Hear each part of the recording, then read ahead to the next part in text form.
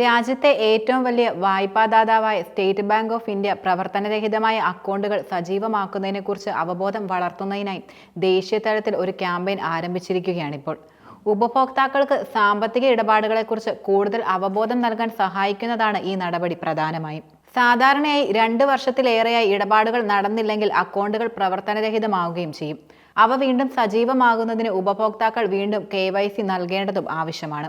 അക്കൗണ്ടുകൾ പ്രവർത്തനരഹിതമാകാതെ ഇരിക്കാനും തടസ്സമില്ലാതെ ബാങ്കിംഗ് സേവനങ്ങൾ ഉറപ്പുവരുത്താനും ഉപഭോക്താക്കൾക്ക് അക്കൗണ്ട് ഉപയോഗിക്കണമെന്ന് SBI പറയുകയും ചെയ്തിട്ടുണ്ട്. SBI പ്രവർത്തനക്ഷമത വർദ്ധിപ്പിക്കുന്നതിനായി ആർട്ടിഫിഷ്യൽ ഇന്റലിജൻസ്, മെഷീൻ ലേണിംഗ് എന്നിവ പ്രയോജനപ്പെടുത്തുന്നുവെന്നും മികച്ച കസ്റ്റമർ സർവീസ് ഉറപ്പാക്കുന്നുവെന്നും SBI ചെയർമാൻ CS ഷെഡ്ഡി വെളിപ്പെടുത്തുകയും ചെയ്തിട്ടുണ്ട്. അതേസമയം രാജ്യത്തെ ബാങ്കുകളിൽ അവകാശികളില്ലാതെ കെട്ടിക്കിടക്കുന്നത് 1-2 കോടിയല്ല, മറിച്ച് 42,207 കോടി രൂപയാണ്. 10 വർഷമായി പ്രവർത്തിപ്പിക്കാതെ ഏതെങ്കിലും സേവിങ്സ് അല്ലെങ്കിൽ കറന്റ് അക്കൗണ്ടുകളിലെ ബാലൻസ് അല്ലെങ്കിൽ 10 വർഷത്തിലേറെയായി മെച്യൂരിറ്റി തീയതി കടന്ന സ്ഥിര നിക്ഷേപങ്ങളാണ് അവകാശികളില്ലാതെ നിക്ഷേപമായി പ്രധാനമായും കണക്കാക്കുന്നത്.